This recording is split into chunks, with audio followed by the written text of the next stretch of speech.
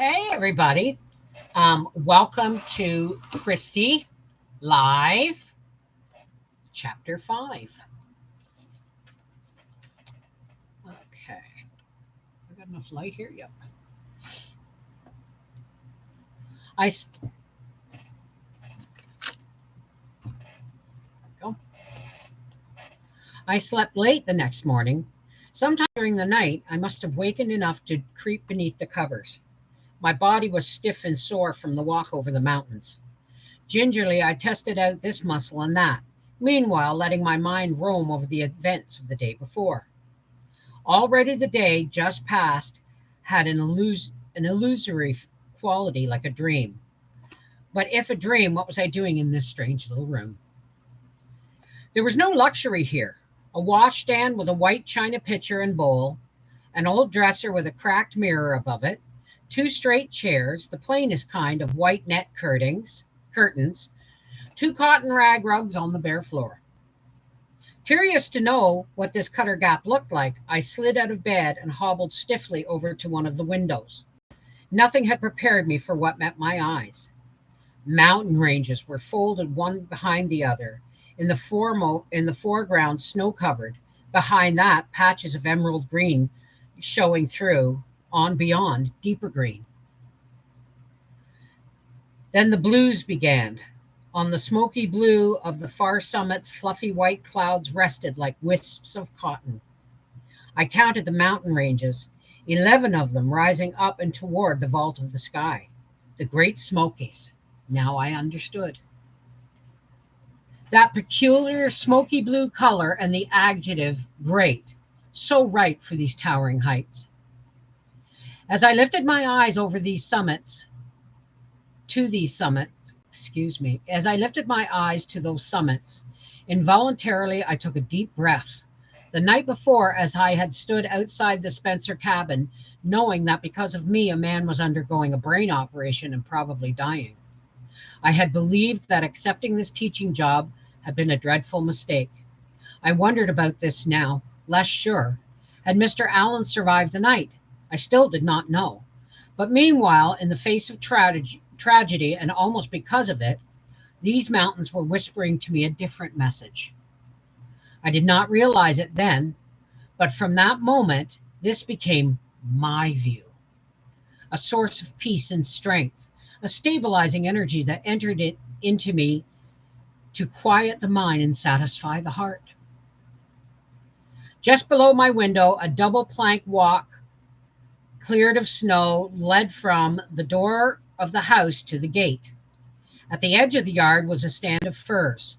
I could see smoke rising from the chimney of a cabin just beyond the firs. Someone downstairs had heard me and was knocking on my door. It turned out to be the woman who had helped me up the stairs the night before. "I'm Ida Grantland, David's sister," she said. "You were so tired last night. Don't think you quite took in what we were saying." "I'm sorry, you're right. Everything was hazy. Still is a little." She was solicitous. "Did you sleep well, I hope?" "You did sleep well, I hope." "Just fine, thank you." Miss Grantland was a plain woman with sparse graying hair drawn straight back into a meager bun. I'm not so sparse, though. With sparse graying hair drawn straight back into a meager bun so that her scalp showed through in several places, and a nose too large for her narrow face. Already I could see that she was a tense person. Restive habits betrayed it. The way she often sucked in her thin lower lip, restlessly worked her thumbs in and out and back and forth against the other fingers. "Oh, Miss Grantland, tell me, I've got to know. Mr. Allen, how is he?" "Is he?" I couldn't quite say it. "Alive? Oh, yes. Dr. McNeil spent the night there. Miss Alice Henderson, too. She got back from the big slick spring after sundown. Went straight to the Spencers as soon as she heard about the operation. She's catching a wink of sleep now." "Then Mr. Allen's out of danger?" "Not yet. I take it, or the doctor wouldn't still be there. Now, about breakfast, everybody else has eaten. When you get changed, She looked pointedly at the crumpled dress I had slept in. Come on down to the dining room. I'll see you get something. I wondered who everybody was, how many lived in this house. Miss Grantland went on. Miss Henderson would like to see you later today.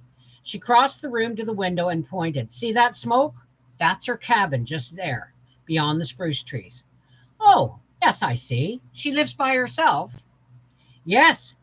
She said to tell you it may be late this morning. Oh, she said to tell you you may be late this morning. The woman smiled at me as she turned to leave the room, but the smile seemed like an afterthought. It trailed behind Miss Ida and lingered with me as I dressed. It was as if her brain had ordered, now smile.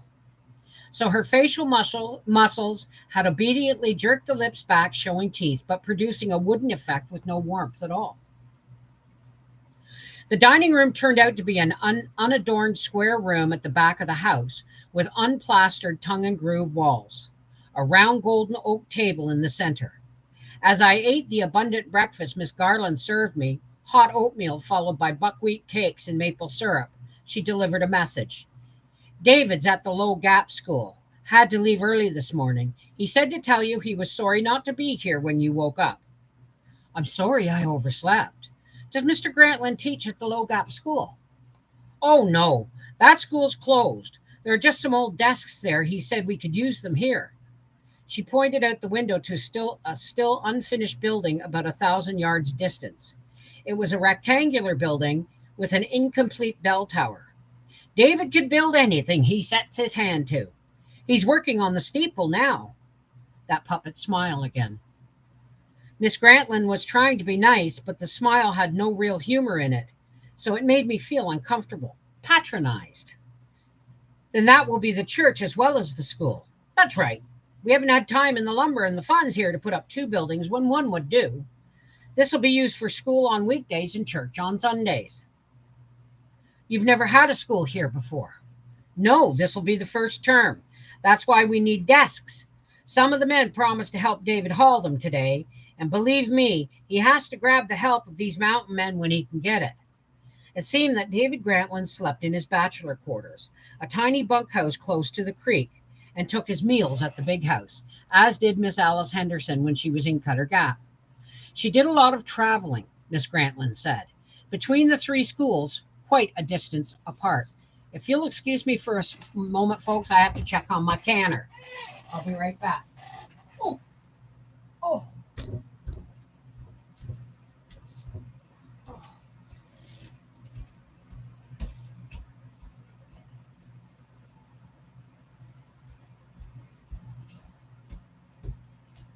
When you start a pressure canner up from cold, it takes longer to come to steam, so I have to keep my eye on it. All right.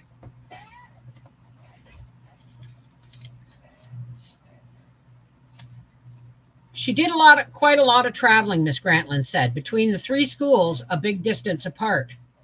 David begged me to come and keep house for him. He said he couldn't get along without me. Miss Grantland told me proudly. Of course, I know how he likes things fixed and all that. So I told him yes, I'd come and help him out for a while. David says maybe we can find a mountain woman to train as a housekeeper, but I have my doubts myself that anybody else, but I have my doubts that anybody else can cook to suit him. Her thumbs worked nervously as she spoke. Just then the side door banged and suddenly Mr. Grantland stood in the kitchen doorway. A young girl with him with a great shock of snarled red hair peered curiously from behind him. In long, quick strides, he crossed the room to me, thrusting out his hand. Miss Huddleston, great that you're here. Oh, sorry, this is Ruby Mae Morrison. Ruby Mae's staying with us for a while. Coffee, David? His sister stood with the coffee pot poised. Shouldn't, he glanced at me and smiled. All right, Ida, maybe 5 minutes off. Let me wash my hands, though. The long legs strode to the kitchen sink. The booming voice never stopped. Not much of a welcome yesterday, was it? Snowstorm, injured man, total confusion. He was back, easing his tall, lean frame into the chair beside me. Say, did you see me at all when you arrived? Just barely. He reached for the sugar. Thought so. You looked really done in. That was quite a walk for you had, he said, and took and his look held admiration. Sorry. Mr. Grantland had black hair carefully groomed, fine, white, even teeth, friendly brown eyes set wide apart. They were looking me over carefully, missing, I guessed, not much. And there was something about his nose. It looked a little different. I was to learn later that it had been broken by a baseball. The girl was still there in a long while. I learned later that her stepfather had ordered her out of the cabin in a fit of anger. Since she had nowhere else to go, the mission had taken her in. Mr. Grantland's 5 minutes stretched to 10. Then he left, saying that he and his helpers had another load of school desks and benches to pick up from the abandoned schoolhouse, and that he would see me later on after my visit with Miss Henderson. Sorry. Maybe a sip of tea will help. Already I could see that though the mission house was a palace compared to the Spencer cabin, it was still primitive. There was no electricity, no telephone, no plumbing. The house was a white frame 3-story building with a screened-in porch on each side. Directly behind it loomed a mountain. I did not know the name of it yet, its base within a few feet of the back door. The house itself had been built on top of the rising ground at the rear of a very large yard, fenced across the front. This, together with the church schoolhouse, a lattice-covered spring house, a double outhouse, very drafty outhouse indeed in this January weather, Mr. Grantland's bunkhouse, and Miss Henderson's cabin comprised the mission buildings. Do you ever notice in books like Little House on the Prairie and stuff like that, they never talk about the outhouse, the necessity of thunder mugs under the bed? You know what I mean? At my knock, the door of Miss Alice Henderson's cabin swung open, and I was looking into her face. My immediate impression was of a woman of slightly above average height with clear, beautifully cut features. She started to greet me, but her sentence stopped midway as she stared into my face. An odd look crept into her eyes. For a flick of an instant, she stood motionless, her hand on the doorknob. Almost immediately, she realized that she was leaving me standing in the cold. I'm so sorry. Whatever it was all about, it had left her flustered. Forgive me. Do, please come in. I was surprised at the room before me as Miss Henderson had been by. Excuse me. I was surprised at the room before me as Miss Henderson had been by something about me. There was warmth and color and shine here, firelight gleaming on polished brass, and the gray satin of pewter firelight reflected on the well-scrubbed and wax-punched floor. The turkey reds and the cobalt blues of what looked to be hand-loomed materials set off by old pine and cherry furniture. A bank of windows all across the back of the room let the outdoors in, with the winter landscape and the towering peaks like a gigantic mural. So this was Miss Henderson's cabin. I had not realized how homesick I was until I felt relief pouring through me. Then there was some beauty and order in the cove. It was not all plainness and squalor. Close on this reaction came the thought that only an extraordinary person could have created this room, and that person was standing beside me. I could get to know her. Come and sit down, child. There was a trace of amusement in her voice. First, let me hang up your coat. Here, come over by the fire. Down to 10 above zero this morning. Does my cabin surprise you? I'm sorry, I didn't mean to stare. After that nightmare scene yesterday, I wasn't sure that I belonged here. But this is so beautiful that I want to hug it. If you could hug a room. It's like coming home. That's the nicest compliment my cabin's ever had. Here, sit in the red wing chair. One of the few pieces I brought from Ardmore. Miss Henderson sat down opposite me, still a puzzled crease between her eyes as she regarded me. I noticed that she was wearing a straight blue woolen skirt and an immaculate white linen shirtwaist. To the waist was pinned a handsome brooch with what looked like a family crest at the top, set with rubies and pearls. Mr. Pentland had said, braided hair wound around and round her head like a crown. He was right. There was something queen-like about her. Her hair had once been blonde, but now was sprinkled with gray. But by far, Miss Henderson's most unusual feature was her eyes. Fathomless, deep gray in which there were traces of fatigue. Miss Henderson, how is Mr. Allen? About 7 this morning, he opened his eyes, spoke to us, asked about his ailing hound dog. I think he's going to be all right. I felt a rush of affection toward Miss Henderson at this news. But then her first question seemed to open a gulf between us. Now tell me, Miss Henderson.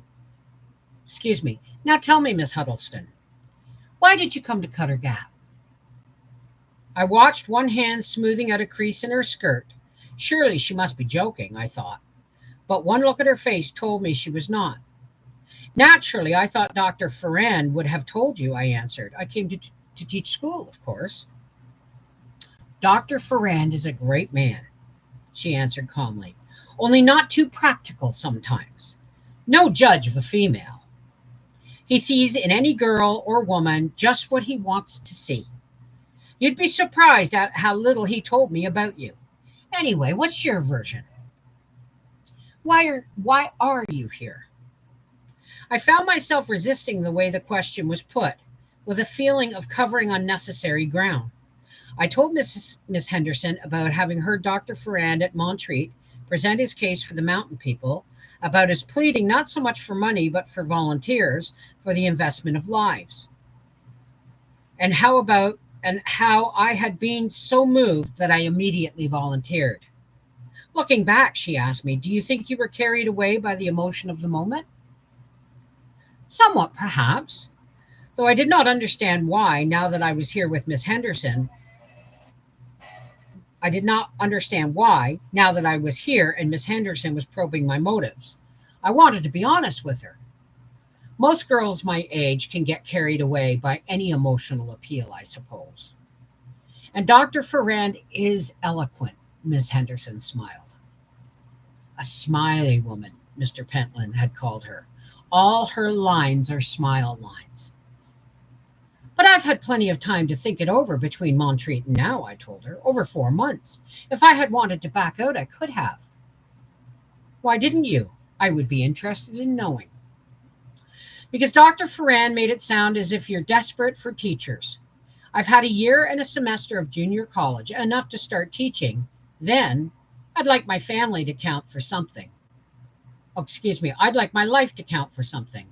You know, more than just staying home in Asheville, getting married and having babies. The gray eyes were measuring me. Did I read cynicism in them? No, not that, but a down-to-earth quality that I was not accustomed to in people in religious work. Too much realism for comfort. A silence more eloquent than any chatter filled the room. It had a quality about it that was new to me, different from the usual embarrassing lapse of conversation in society. The silence was certainly not for lack of something to say, nor from ill humor or preoccupation. Miss Henderson was a Quaker, I remembered. Was this a Quaker silence?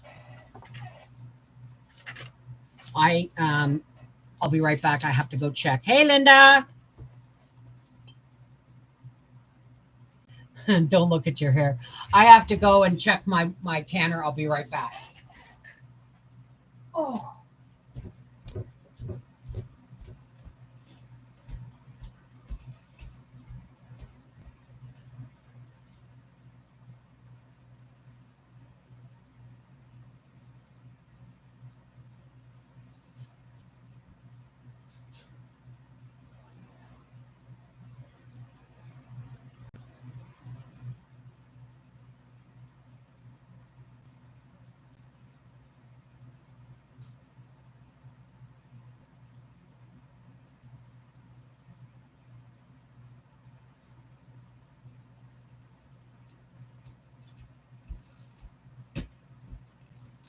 the one big burner that I use for canning, because the other big burner is behind, um, is dead. I'll get Howie to switch the back burner to the front burner and I'll be fine.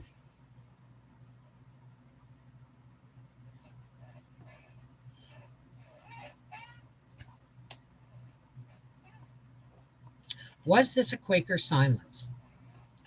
And in that creative and listening stillness, my mind went back to my life in Asheville. Teas and receptions and ladies' genteel talk, church on Sunday mornings, shopping and dress fittings, dance parties and picnics in the summer. A good enough life, only what did it all mean? Where was it leading? There must be more to life than that. Or is there, for a woman? What was I born for after all? I have to know. If I stayed at home, going the round of the same parties, I didn't think I would ever know. Mother and father didn't understand my eagerness, why I wanted to come before I graduated. But I couldn't wait forever.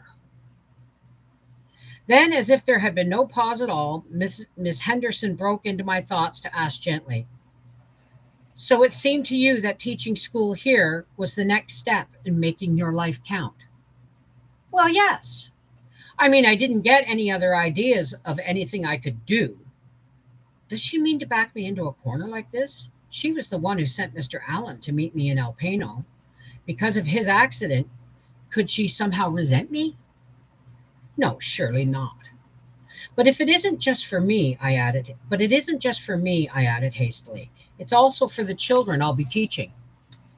This sounded lame, not impressive, even to me, as if I had wanted to leave home, and since the Cutter Gap job was the only escape route in sight, I had grabbed that. Miss Henderson made no comment, but I felt certain that the same thought was in her mind. Inside, I was squirming under the level gaze of those gray eyes. Yet there was no malice in them, just a calm weighing and measuring and bringing me back, and then back again to the simple basics. I longed to tell her about the feeling I'd had for some special mission to perform. But I can't lay my fingers on what that mission is yet, so how can I talk to her about it? Maybe the feeling comes from reading too much poetry, or just because I'm young, but I don't think so. She's thinking all of these things. I want my life to be full. I want to laugh and love, help others to the limit of my ability, too. Those were the hopes that sent me on this wild fling into the mountains, weren't they? Yes, surely that was it. But I said none of this to Alice Henderson. Then abruptly, as she had embarked on this series of uncomfortable questions, Miss Henderson changed the subject. This was disconcerting too, because it was obvious that she had by no means finished with the matter of my motives in coming to Cutter Gap. You'll need some facts about your new job, she said brightly. School opens on Monday next. Perhaps you'd like to know more about the people you'll be working with. The mountain people, too. Oh, by the way, they dislike being called mountaineers. Better to say mountain people or highlanders. Also, those at the mission call me Miss Alice. With your coming, that gives us an official staff of 3, David Grantland, you and me, with Dr. Ferrand in overall charge. David was appointed by Dr. Ferrand about 4 months ago with a special task of overseeing the building of the church schoolhouse. David just graduated from the seminary. He's a Pennsylvanian like me. Dr. Ferrand was traveling in the East and made a speech at his seminary. And Dr. Grantland volunteered, sort of like I did? Well, it was a little different. It seems that the seminary's Committee on Social Concerns was trying to place graduate students in various sections of the country to find out where the biggest needs are. A pilot project, they call it. So David agreed to come here. I see, I felt deflated. A pilot project sounded so much more official, so much more important than my vague yearning to do something. How long have you been here, Miss Alice? I first came to the Great Smokies 9 years ago, almost 10 now. My first school was at the Big Lick Springs. That's Sullivan County. The nearest road point is Fairview Flats, or the nearest railroad point is Fairview Flats. Then 2 years after that, Catalicci School got started. Wild scenery there, deep gorges. It's very isolated. John Holcomb was over there on a hunting trip. He happened on the school one day and we met. Later he and the Spencers joined in pleading with me to come and give their children a better school. Once I'd seen Cutter Gap, I loved it. I felt this was my spot. But how did you and Dr. Ferran get together? She laughed gaily.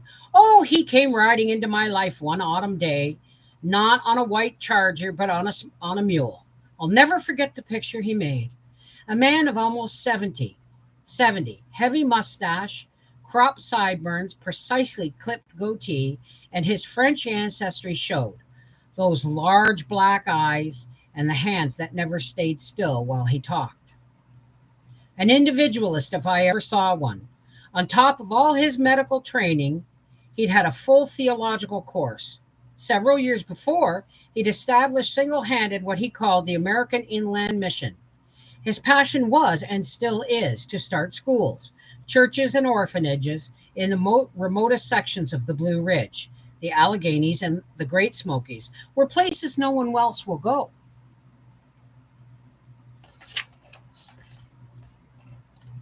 His visit that autumn came at an opportune time.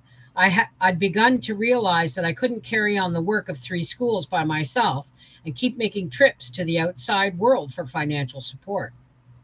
Dr. Ferrand was a gift from heaven to help us with the work, Miss Alice went on. So when I asked him, he finally agreed to take us under his wing. She paused, and that wonderful smile lighted her face. Of course, the wing is broad. We don't see him much, not nearly as much as we'd like to. Then you built your cabin after that. Yes, I had several reasons for putting up this place of my own. I wanted this to be a kind of demonstration cabin to show people how to use native materials and their old crafts to create beauty. What a wonderful idea. You've succeeded too. Look, let me show you. She rose to point out some of the stones in the chimney facing. See that glistening mica in the rocks? And look here. Here are embedded garnets and rose quartz. Sometimes we even find sapphires. She spoke knowingly of hewing and notching logs and of riving boards for shingles, of the way she had adapted the button bend of some folks' Scottish ancestors for the plan of her cabin. That was one section of the house abutted onto the other. At only one thing did my mountain helpers balk like stubborn mules, she told me. She gestured toward the bank of windows across the room. The morning sun was streaming in, laying patterns of light across the large oval braided rug. So many windows were unheard of in these parts. I had to fight for my sunlight and my vista. She laughed. I fought all right. You see, I wanted a quiet spot with a particular atmosphere, a sanctuary for me and for other people, where they could talk out some of their problems when they want to. And believe me, there's plenty for them to talk about. You see, the religious background of the mountain people is mostly the strict Calvinism of their Scotch-Irish forefathers. It has merits, breeds steel in folks, better than a wishy-washy religion that really has no convictions at all. But it's bequeathed to these people a lot of heart scalds. You'll see for yourself. Their Christianity is one of fear, of taboos. You can't do this and you mustn't do that. If you do, you'll go to hell. You know the sort of thing. I hate religion of fears, I said with feeling. I do too, and my parents before me. My father was a strict member of the Society of Friends up in Ardmore, Pennsylvania. But he had one favorite saying that sounds anything but strict. I grew up on it. Here Miss Alice's eyes took on a soft, remembering look. He was a tall man,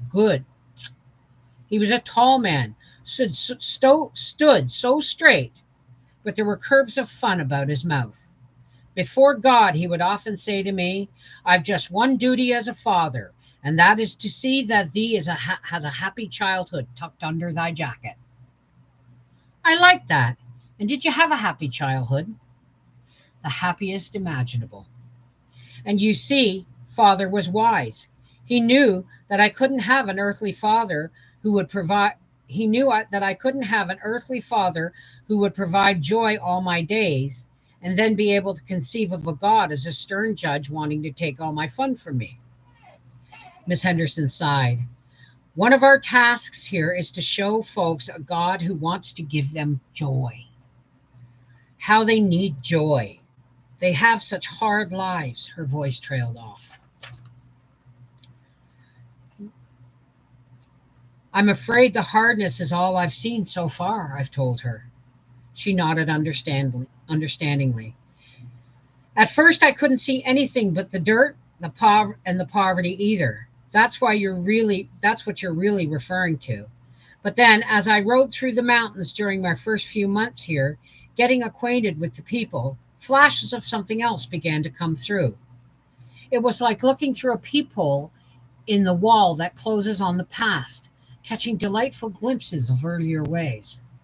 I nodded, fascinated by what she was saying, because I too had experienced that sensation of walking backwards into time, only it had seemed repulsive rather than fascinating. Before this, I had always thought of the American frontier as romantic. Now I was not too sure. The glimpses multiplied, she continued. Like that day I came upon the mountain girl playing a dulcimer. Do you know what that is? No, I don't. I'll show you one of these days. It has from 2 to 8 strings, usually 3, and is strummed with a goose quill. It must be a crude copy of some very old instrument. Well, anyway, this sweet thin voice this girl sang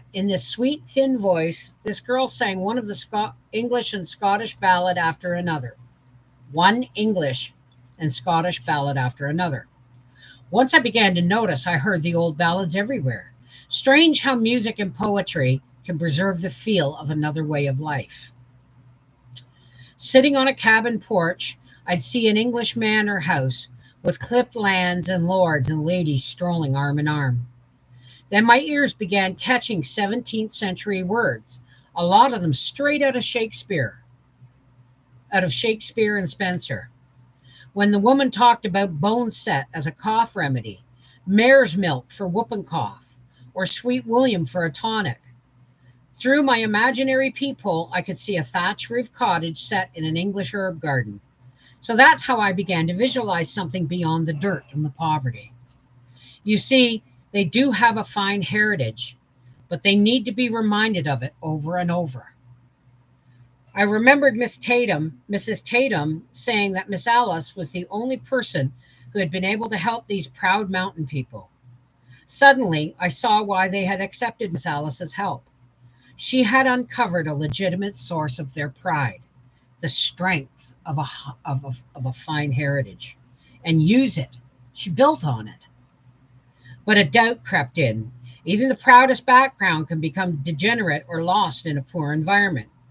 What I've seen so far made me think that was exactly what had happened. My dear, you're sitting there wondering if through wishful thinking and a good imagination, I was not reading into these people a lineage that actually died several generations ago. I grinned at her, startled. Well, I get, yes, I don't know how you knew.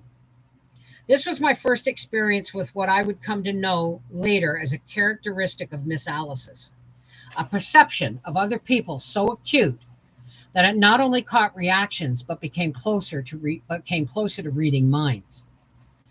So your real question is, what solid values are left today out of any good inheritance?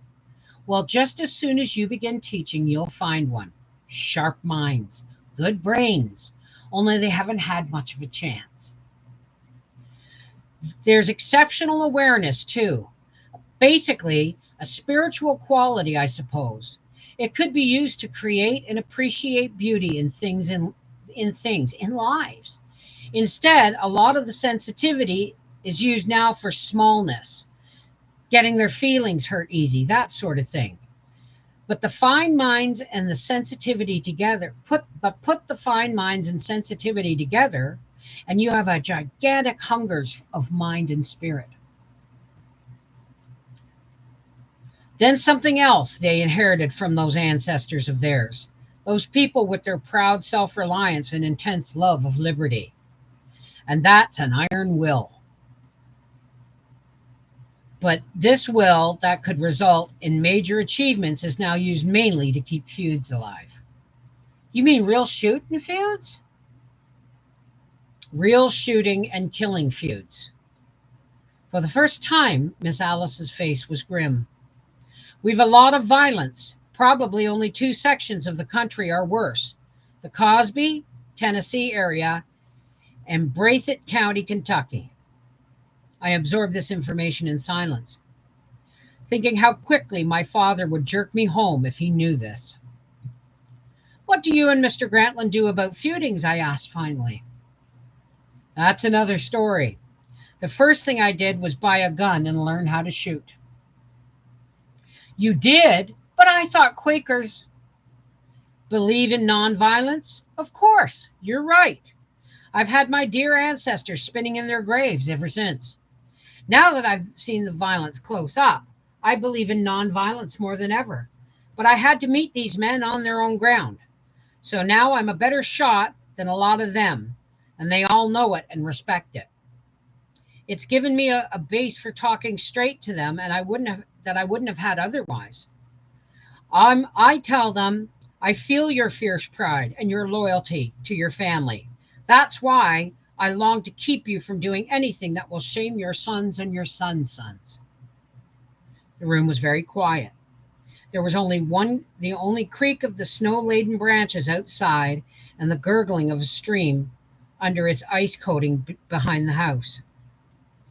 The words had just spoken had marched proudly out of the Quaker lady's mouth and now stood straight and tall in the quiet room. Even when the feuding mountain men were not altogether sure what such words meant, the hearing of them must make them feel good, I thought, cleaner somehow, as if they were all hearing a bugle call in the clear, cold mountain air. With a shock, I realized 2 hours had passed. Mr. Grantland had promised to show me the cove in the immediate vicinity of the mission house and to talk over some of the teaching plans with me. As I rose to go, Miss Allison held out her hand to me. Christy Huddleston? I think thee will do. Something about the warmth and timbre of her voice as she slipped back into her Quaker speech brought quick tears to my eyes. Did she mean I was accepted? Thank you for joining me for Chapter 5 of Christy. Next time we'll be reading Chapter 6. Take care, God bless, and I hope you're enjoying it. Mwah!